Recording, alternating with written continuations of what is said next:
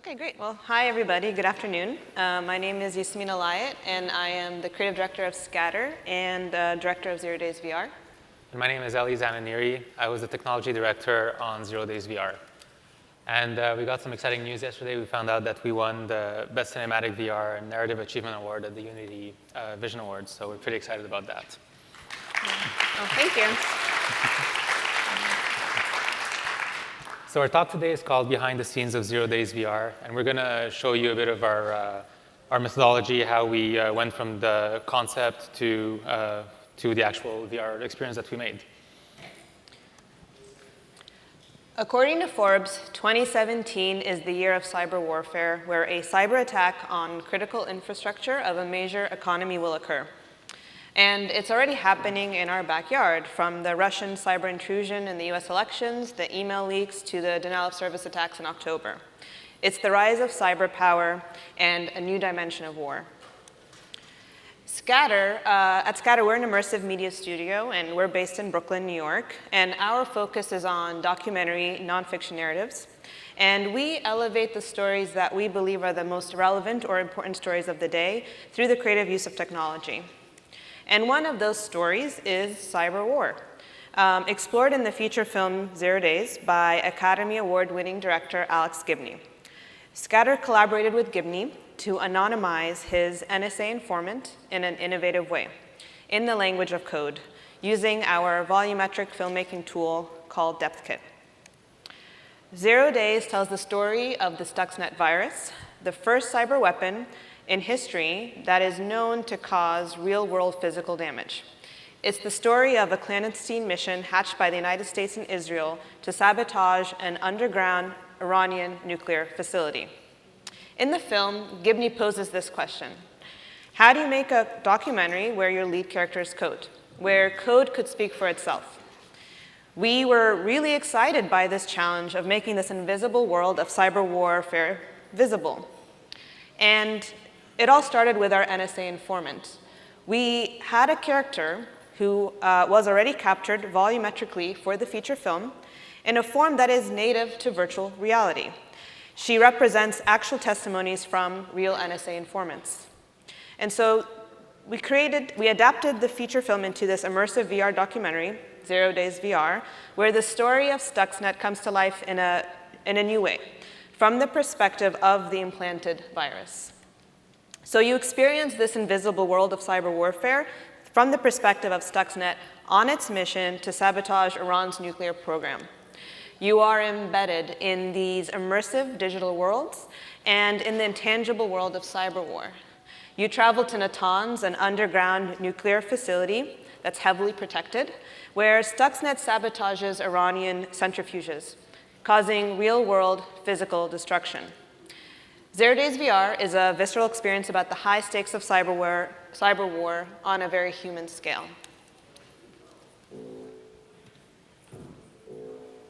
It's a covert operation.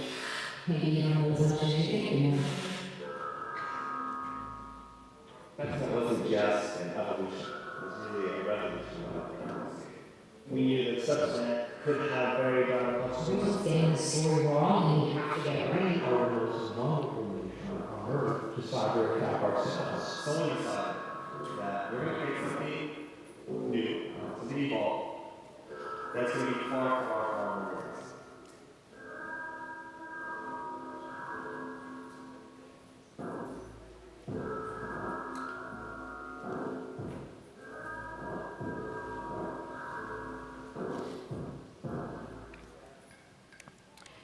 As VR creators working in narrative documentaries, we are operating in between two very established fields, gaming and film.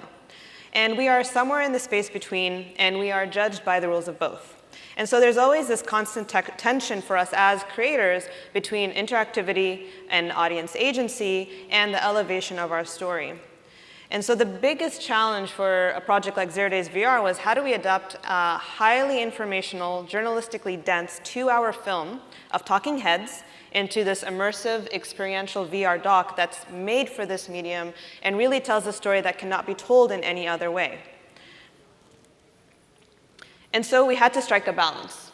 This project started as with interactive aspirations and branching narratives, but through the design process, it became clear that the project demanded that interactivity take a back seat in service of the critical story we were telling. We had to prioritize and maintain journalistic integrity of the story and approach these intangible topics in a way that connected to the audience. So our narrative became linear, and we built an immersive world around that to illustrate our story in a visceral way. So we had to find the right tools and techniques to answer these challenges. We strongly believe at Scatter that the best work emerges when form and content meet. So we took a very considered approach to how we made the documentary. So now we're going to walk through some key aspects of 0 Days VR and show how we went from concept to design and then from design to implementation. So as Yasmin just said, we decided early on that 0 Days had to be a linear experience. This was important to maintain journalistic integrity, but also we wanted to ensure that the audio narration was complemented with corresponding visuals. We wanted to make sure that you saw what you were being told at the same time. It was important to have total control over animations, timings, triggers, etc.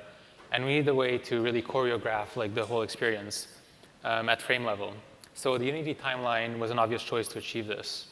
So if you guys were in the keynote yesterday, you saw a version of the timeline that was much prettier than this one. We were lucky to have access to an alpha version of the timeline, which is what you see here. And although this version has a lot of bugs, it was still ideal for our needs because it allowed us to sync animation clips, audio, video, all using a familiar interface, kind of like a video editing platform. So we used the timeline as our master controller to drive the entire experience. We even built custom tracks and event hooks so that all functions could be called directly from this interface. Now, what that allowed us to do is that the non-programmer members of the team could build entire sequences on their own. They weren't limited or bottlenecked by an engineer.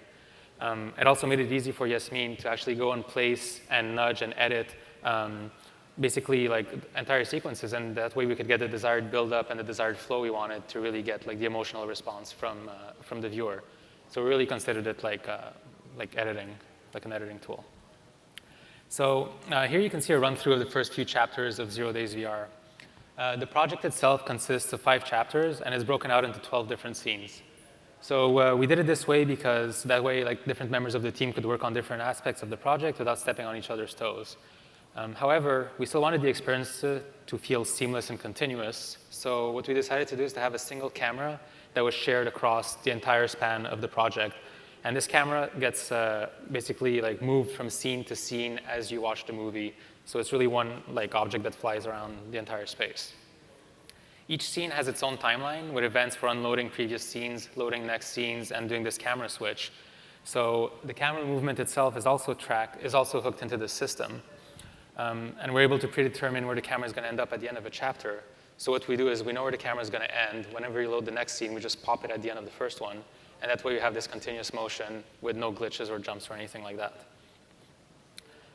And then also, one last thing is that having the camera in the timeline allowed us to really play with the camera movement and to create, I guess, like emotions through camera movement. So sometimes we wanted to make you feel nervous or feel uneasy, and we were able to do that by like jump starting the camera or slowing down and having these abrupt movements that are really reflected very, I guess, at like a visceral level when you're in VR.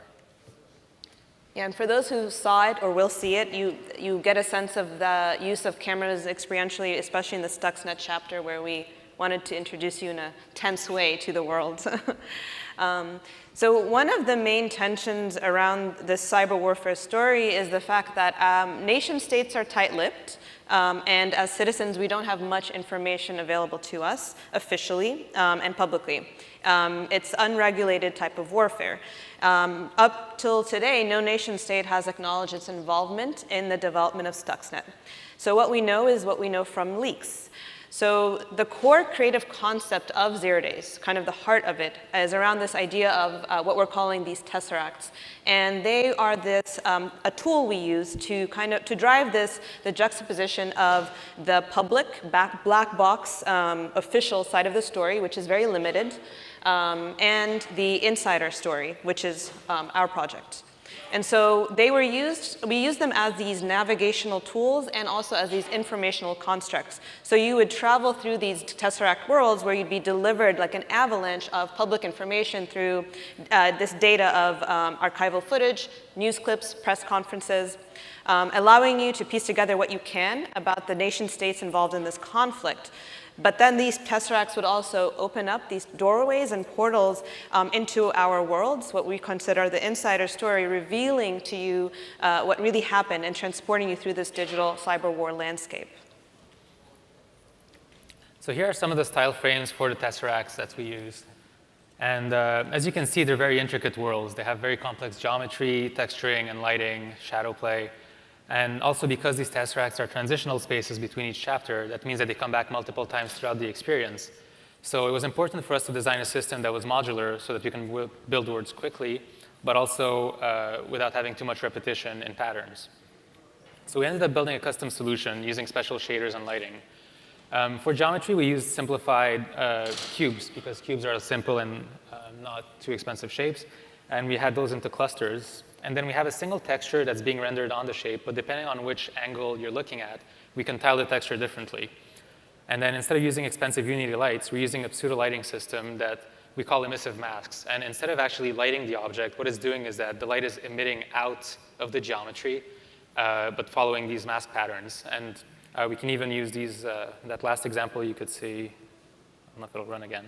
You can see that some of these masks can be negative. So instead of being like light masks, they can actually be more like black holes. So they'll suck light out of the space. And here's an example of a finished Tesseract.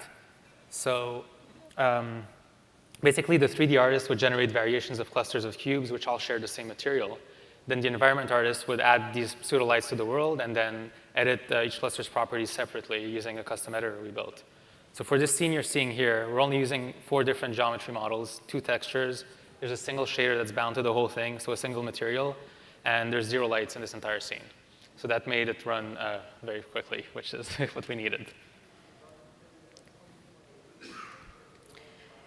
So in our work, we take a very considered approach to how we make our documentaries. And we believe the best work is where form and content meet, where there's a convergence.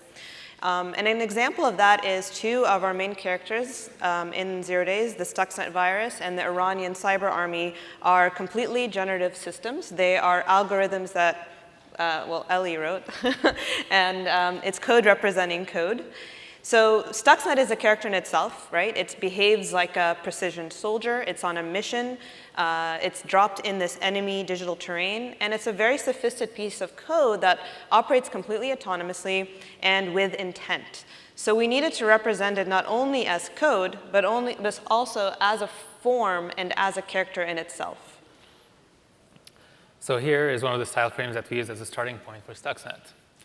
And here is an early test that we made. Now, we had to abandon this because the movement was way too wavy and organic, and we really wanted more control and rigidity over Stuxnet to give off this impression of it being a precision weapon with a specific target. So we ended up using compute shaders, and what we do here is that we're building geometry on the fly as Stuxnet moves across the terrain. So we're using a series of textures, as you can see here, as masks, and essentially wherever there is a white path on the texture, that's where we generate geometry. Now, this is really efficient because we only generate geometry where we need it instead of on the entire grid. But also what's nice about this system is that it allowed us to quickly prototype many different patterns. So if we wanted to try something different, we would just draw a different shape in Photoshop, dump it in, run it again, and then we'd be able to see what the result was. And here's the final excerpt, here's an excerpt of the final animation. And you can see here that the system allowed the artist to design an intricate path that could break apart into smaller streams whenever we wanted to avoid obstacles, but then join back together to appear more menacing when Stuxnet was reaching its target. And also, we were able to fine-tune the animation, add variation to the speed, which you can see here, at which Stuxnet moves. And this really helped represent the intent and give it this aggressive quality that we were looking for. Finally, you can see that color plays an important role in this representation. Each Stuxnet cube has a life cycle, which is represented by its color. So the faster it moves, the brighter it gets, and then as it dies down, it dims and becomes dark. The other generative system we have, which is in high contrast with Stuxnet, is the Iranian cyber army. So cyber armies usually work as a group in unison, for example, when performing DDoS attacks. So the emphasis here is not on a single agent, but really on the entire group as a whole. We wanted the system to have more of an organic, flowy feel to it, so we used the flocking algorithm to animate the agents. There are a set of forces that are applied to the flock. So for example, one of them is to surround the user, which is like this vortex thing that you get all around you. And then another force is diving towards a specific target, which is what you're seeing here. Now, all of these are animated on the timeline, so that's how we were able to create this continuous movement where like the flock moves from one shape, from one behavior to the next, and it's all very seamless.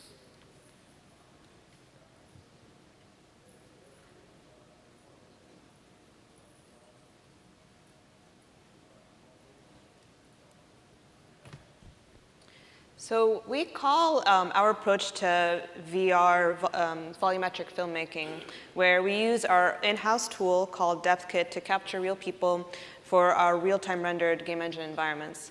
And our volumetric filmmaking approach to 0 Days VR really underscores the main theme of the story, which is the interconnectedness of the digital and the physical worlds.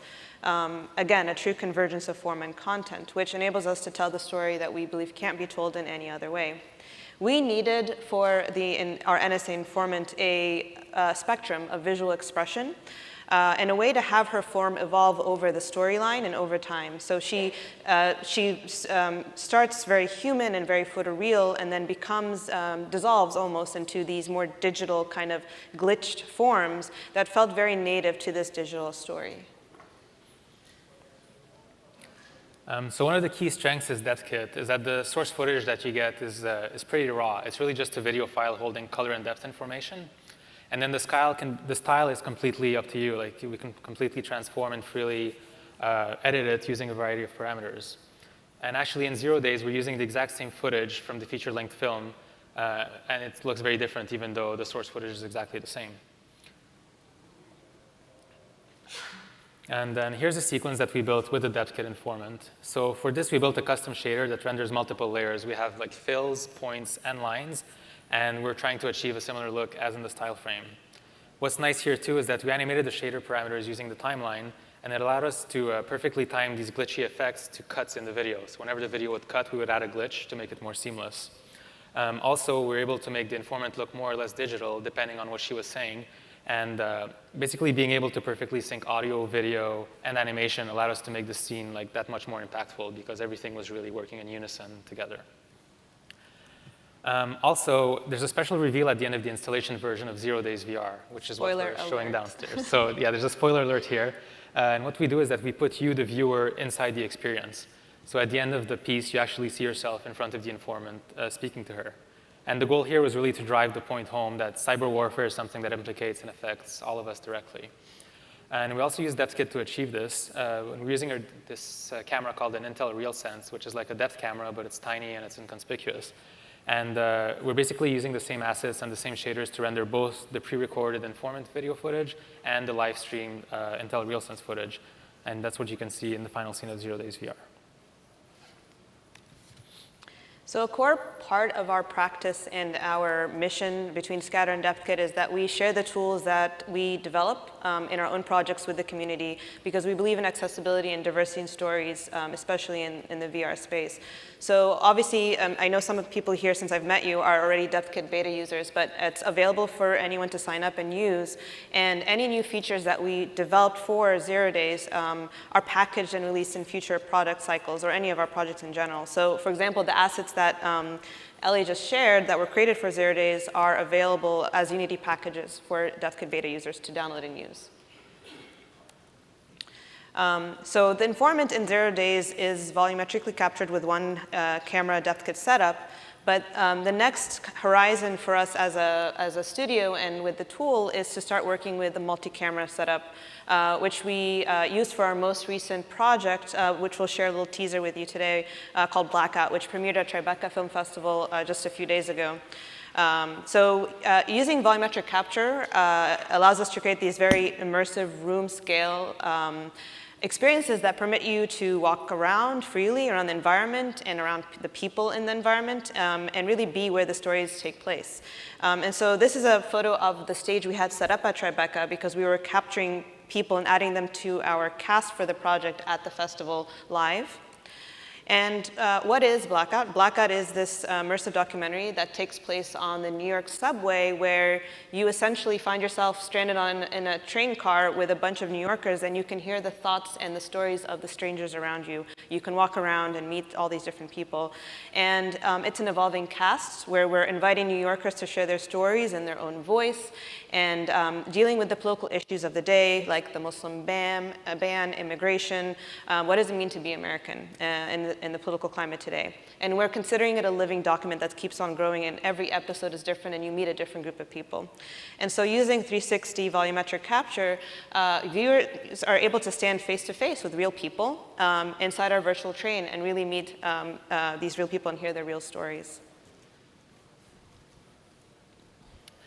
So in 0 Days VR, we set out to answer Gibney's original question, which was how to make a documentary where the lead character is code. And using custom tools and innovative techniques to achieve a creative vision, we created a truly immersive documentary that's native to the medium.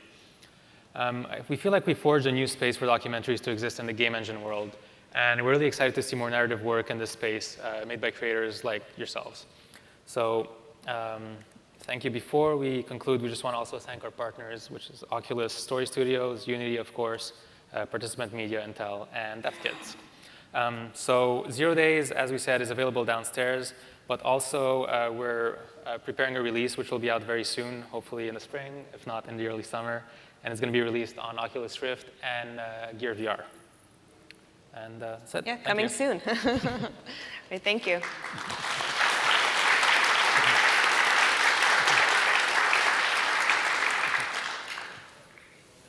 So if anybody has any questions on any part of the process or anything, we'd be happy to answer. Yeah. Hi. Hi. Two really quick questions.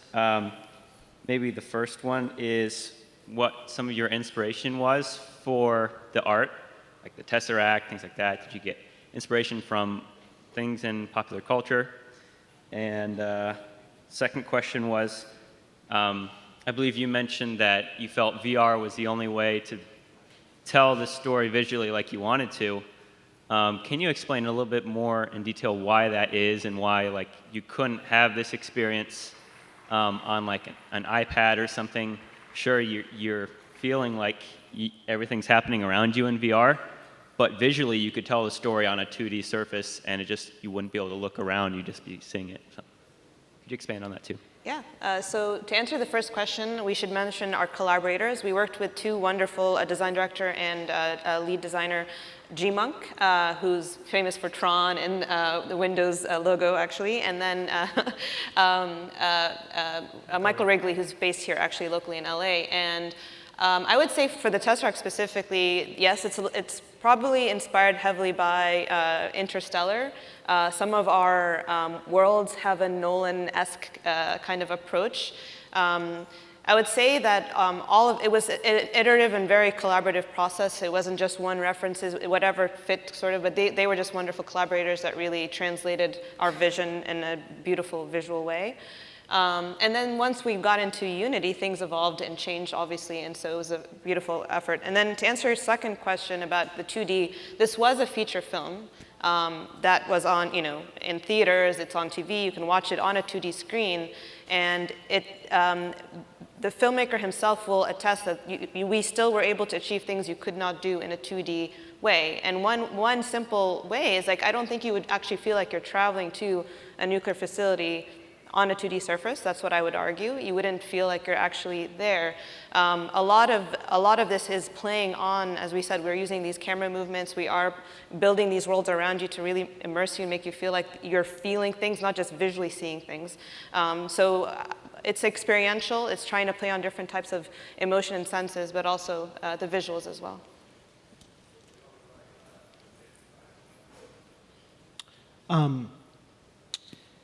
So the fidelity of this kind of volumetric capture is obviously still below the level of what you would get with 360 video. In this, I think you've done something really brilliant, which is to find a sort of narrative rationale for why that fidelity can be lower and it doesn't kick you out of the user experience. I'm curious if that's something in general with these projects that you're thinking about how do I create a narrative frame around volumetric video when it, if I were just attempting to render it as pure reality, people aren't going to buy into it.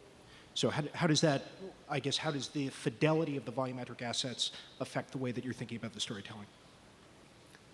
I'd say, it really goes hand in hand. I would say like a big part of our process is like form and matter, like really working together. So we have goals we're trying to attain, but then we also have a story we're trying to tell, and then we're trying to meet in the middle. Like we want to make sure that you don't get distracted by the quality of the video, for example, but we also want to make sure that this quality works within the story.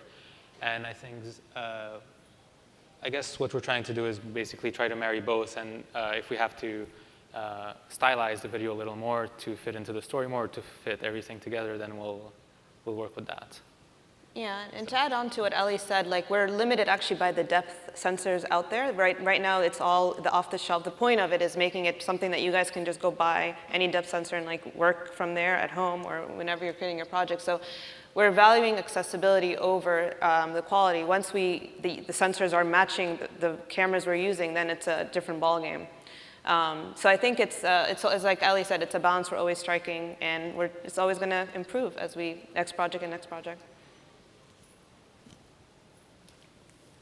And it applies also to I guess, to the rest of the geometry. Like we're trying to do real-time graphics at 90 frames a second, and some of our style frames come from Cinema 4D rendered with Otoy that probably took like 5 minutes to render. So a big part of the challenge and the fun of the project is like, how do we go from this to something that's acceptable, that looks good, that doesn't distract from the story, and there's always this back and forth that we work with.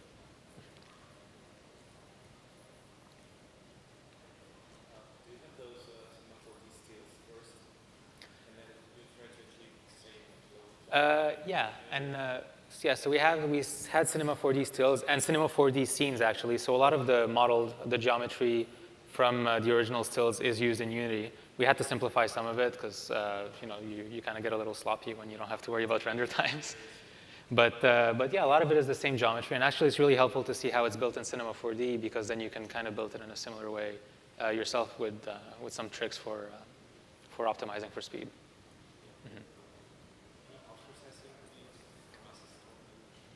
We did some post-processing. We did some question maybe for people. Oh, sure. Sorry. So the question was, did we use any post-processing in the piece?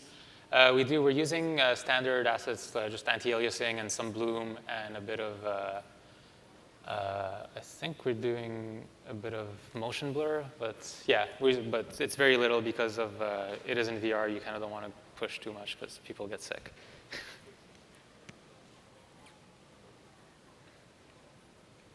Any other questions or?